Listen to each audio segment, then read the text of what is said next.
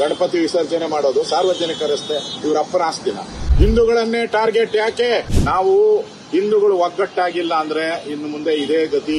ನೋಡ್ಬೇಕಾದ್ರೆ ಏನಾನ ಕಾನೂನು ತಂದು ಗಣಪತಿ ಹಬ್ಬನೇ ಬ್ಯಾನ್ ಮಾಡ್ತಾರೆ ಅಂತ ಸಿದ್ದರಾಮಯ್ಯ. ಈ ಸಿದ್ದರಾಮಯ್ಯ ಇದೊಂದು ಹೇಯ ಕೃತ್ಯ. ನಾವು ಕರ್ನಾಟಕದಲ್ಲಿ, ನಾವು ಪಾಕಿಸ್ತಾನದಲ್ಲಿದ್ದೀರಾ, ಕರ್ನಾಟಕದಲ್ಲಿದ್ದೀರಾ ಅನ್ನೋ ಭ್ರಮೆಯನ್ನ ಇಡೀ ರಾಜ್ಯದಲ್ಲಿ ಇವತ್ತು ಮೂಡ್ತಾ ಇದೆ. ಕಳೆದ 2 ವರ್ಷದಿಂದಲೂ ಇದೇ ರೀತಿಯ ಘಟನೆಗಳು ನಡೀತಾ ಇದೆ. ಧರ್ಮಸ್ಥಳ ಆಯಿತು, ಚಾಮುಂಡೇಶ್ವರಿ ಆಯಿತು, ಈಗ ಮದ್ದೂರು ಕಡೆ ಈ ಗ್ಯಾಂಗ್, ಈ ತಿಮ್ರೋಡಿ ಗ್ಯಾಂಗ್ ಇದೆಯಲ್ಲ, ಅದು ಸಿದ್ದರಾಮಯ್ಯ ಸುತ್ಕೊಂಡ್ಬಿಟ್ಟಿದ್ದಾರೆ ಗ್ಯಾಂಗ್. ಈಗ ಈ ಘಟನೆಗೆ ನೇರ ಕಾರಣ ಪೊಲೀಸರಲ್ಲ, ಈ ಘಟನೆಗೆ ನೇರ ಕಾರಣ ಸರ್ಕಾರದ ಕುಮ್ಮಕ್ಕಿಲ್ಲದೆ ಈ ಘಟನೆಗಳು ನಡೀತಾ ಇದೆ. ಯಾಕೆಂದ್ರೆ ಇವರು ಕಲ್ಲು ಹೊಡಿತಾರೆ ಅಂತ ಗೊತ್ತಲ್ಲ. ಇದು ಸಾರ್ವಜನಿಕ ರಸ್ತೆ, ಗಣಪತಿ ವಿಸರ್ಜನೆ ಮಾಡೋದು ಸಾರ್ವಜನಿಕ ರಸ್ತೆ, ಇವ್ರ ಅಪ್ಪನ ಆಸ್ತಿನ.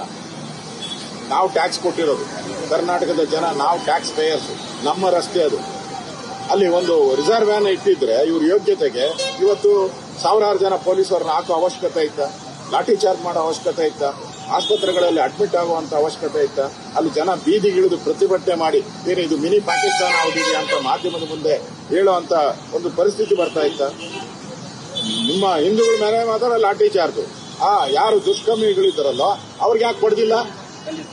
ಕಲ್ಲು ಹಸ್ತೋರ್ಗೆ ಗಲಾಟೆ ಮಾಡಿದವ್ರಿಗೆ ಯಾಕೆ ಕೊಡ್ದಿಲ್ಲ ನೀವು? ಅವ್ರ ಮೇಲೆ ಯಾಕೆ ಕ್ರಮ ತೆಗೆದುಕೊಂಡಿಲ್ಲ? ಈ ತರ ಗೂಂಡಾಗಳು ಮಸೀದಿಗಳಲ್ಲಿ ಇರ್ತಾರೆ ಅಂತ ಜ್ಞಾನ ಬೇಡವಾ ನಿಮ್ಗೆ? ಎಲ್ಲ ಪಾಕಿಸ್ತಾನ ಜಿಂದಾಬಾದ್ ಅಂತ ಕೂಗೋರ್ಗೆ ವಿಧಾನಸೌಧದಲ್ಲೇ ಸರ್ಕಾರ ಏನು ಮಾಡಿಲ್ಲ. ಅದಾದ್ಮೇಲೆ ಎಲ್ಲರಿಗೂ ಶುರುವಾಯ್ತು, ವಿಧಾನಸೌಧದಲ್ಲೇ ಪಾಕಿಸ್ತಾನ ಕೂಗಿದ್ಮೇಲೆ ನಮ್ಮನ್ನೇನು ಮಾಡಲ್ಲ ಅಂತ ಹೇಳಿ ಈ ಟಿಪ್ಪು ಗ್ಯಾಂಗ್ ಏನಿದೆ ಅವ್ರಿಗೆಲ್ಲ ಅನ್ಸಕ್ ಶುರುವಾಯ್ತು. ಈಗ ಎಲ್ಲ ಕಡೆ ಗಲಭೆಗಳನ್ನ ಮಾಡ್ತಾ ಇದ್ದಾರೆ.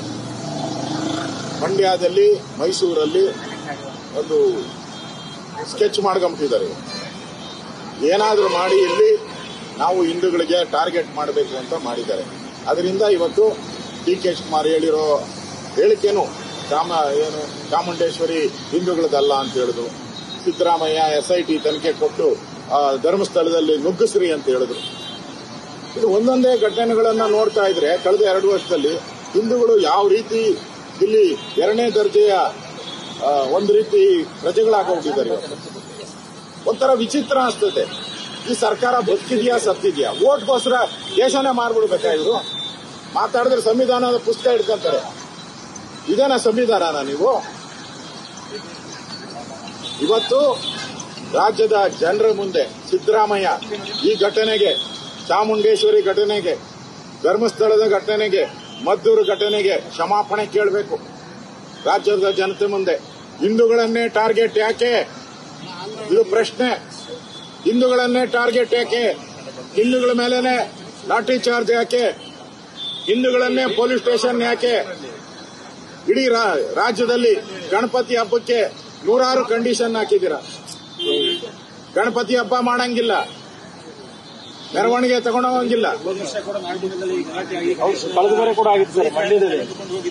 ಸರಿ, ಹನುಮ ಧ್ವಜವನ್ನ ತೆಗೆದ್ರಿ, ನಾಗಮಂಗಲದಲ್ಲಿ ಹನುಮ ಧ್ವಜವನ್ನ ತೆಗೆದುಹಾಕಿದ್ರಿ.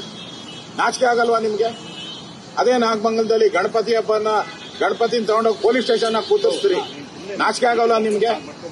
ಕೇಳಿದ್ರೆ ಹಿಂದೂಗಳು ಗಲಾಟೆ ಮಾಡ್ತಾರಂತೆ. ಹಿಂದೂಗಳು ಗಲಾಟೆ. ನಾನು ಹೇಳ್ತಾ ಇದ್ದೀನಿ, ನಾವು ಹಿಂದೂಗಳು ಒಗ್ಗಟ್ಟಾಗಿಲ್ಲ ಅಂದ್ರೆ ಇನ್ನು ಮುಂದೆ ಇದೇ ಗತಿ. ಬರೆದು ಮಾಡ್ಕೊಳ್ಳಿ. ನಾನು ರಾಜ್ಯದ ಜನತೆಗೆ ಹೇಳ್ತಾ ಇದ್ದೀನಿ, ವೋಟ್ಗೋಸ್ಕರ ಏನ್ ಬೇಕಾದ್ರೂ ಸಿದ್ದರಾಮಯ್ಯ ಮಾಡ್ತಾರೆ. ಅಧಿಕಾರ ಉಳಿಸ್ಕೊಳಕ್ಕೋಸ್ಕರ ಏನ್ ಬೇಕಾದ್ರೂ ಮಾಡ್ತಾರೆ. ಆದ್ರೆ ಇವತ್ತು ಎಚ್ಚರಿಕೆ ನೋಡಿ. ಒಂದಲ್ಲ, ಧರ್ಮಸ್ಥಳ, ಚಾಮುಂಡೇಶ್ವರಿ ಆಯ್ತು, ನಾಗಮಂಗಲ ಆಯ್ತು, ಈಗ ಮದ್ದೂರಿಗೆ ಬಂದಿದೆ. ಇನ್ನು ನಿಮ್ಮ ಮನೆ ಬಾಗಿಲಿಗೆ ಬರ್ತೈತೆ. ನಿಮ್ಮ ಮನೆ ಹತ್ರ ಬಂದು ಗಲಾಟೆ ಮಾಡ್ತಾರೆ, ನಿಮ್ಮ ಮನೆಯಲ್ಲಿ ಬಂದು ಹೊಡಿತಾರೆ. ಎಚ್ಚರಿಕೆಯಿಂದ ಇರಿ. ಇಲ್ಲ ಅಂದ್ರೆ ಆ ಮಹಿಳೆಯರು ಹೇಳಿರೋ ರೀತಿ ಪಾಕಿಸ್ತಾನಗಳನ್ನ ಉತ್ಪತ್ತಿ ಮಾಡ್ತಾರೆ, ಟಿಪ್ಪು ಏರಿಯಾಗಳನ್ನ ಉತ್ಪತ್ತಿ ಮಾಡ್ತಾರೆ. ಸರಿ, ಘಟನೆ ಆದ್ರೂ ಕೂಡ ಆ ಭಾಗದ ಶಾಸಕರು ಇನ್ನೂ ಕೂಡ ಹೋಗಲಿಲ್ಲ ಸ್ಥಳಕ್ಕೆ. ಎಲ್ಲಿದ್ದಾರೆ ಅನ್ನೋದು ಗೊತ್ತಿಲ್ಲ. ನೋಡಿ, ಕಾಂಗ್ರೆಸ್ ಅವರು ಪೂರ್ತಿ ಅವ್ರ ಬೆಂಬಲವಾಗಿ ನಿಂತಿದ್ದಾರೆ. ಅವ್ರಿಗೆ ವೋಟ್ ಅಷ್ಟೇ. ಅವ್ರು ವೋಟ್ ಹಾಕ್ತಾರೆ, ಅವ್ರಿಗೆ ಬೆಂಬಲ. ಹಿಂದೂಗಳಲ್ಲಿ ಒಗ್ಗಟ್ಟಿಲ್ಲ. ಅದಕ್ಕೋಸ್ಕರ ಜಾತಿಗಳನ್ನ ಬೆಂಕಿ ಇಡ್ತಾರೆ. ನೋಡಿದಿರಲ್ಲ, ಸಿದ್ದರಾಮಯ್ಯ ವೀರಶೈವ ಲಿಂಗಾಯತ ಅಂತ ಬೆಂಕಿ ಇಟ್ರು, ಜಾತಿಗಳು ಬೆಂಕಿ ಇಟ್ರು.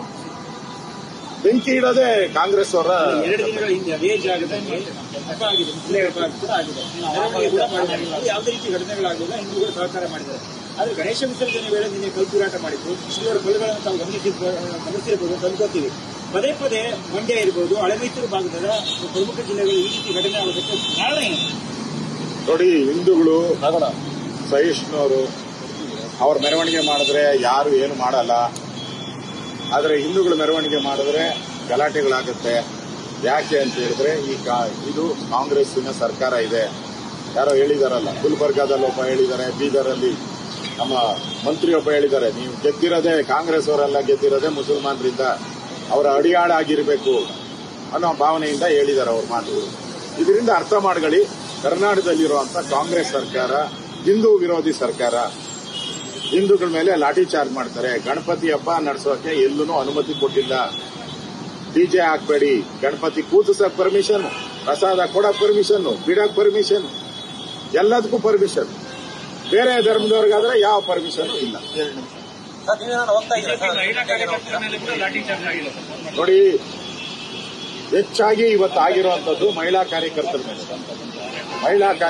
ಮೇಲೆ ಹೆಚ್ಚಾಗಿ ಇವತ್ತು ಮಹಿಳಾ ಕಾರ್ಯಕರ್ತರನ್ನೇ ಹಲ್ಲೆ ಮಾಡಿರ್ತಕ್ಕಂಥದ್ದು, ಹೊಡೆದಿರೋವಂಥದ್ದು ಎಲ್ಲ ಮಹಿಳಾ ಕಾರ್ಯಕರ್ತರು, ಮಹಿಳೆಯರು ಎಲ್ಲ.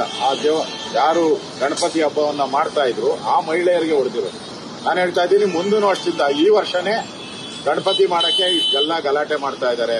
ಮುಂದಿನ ವರ್ಷ ನನ್ಗನ್ಸುತ್ತೆ ಸಿದ್ದರಾಮಯ್ಯ ಗಣಪತಿನೇ ಬ್ಯಾನ್ ಮಾಡ್ಬಿಡ್ತಾರೆ.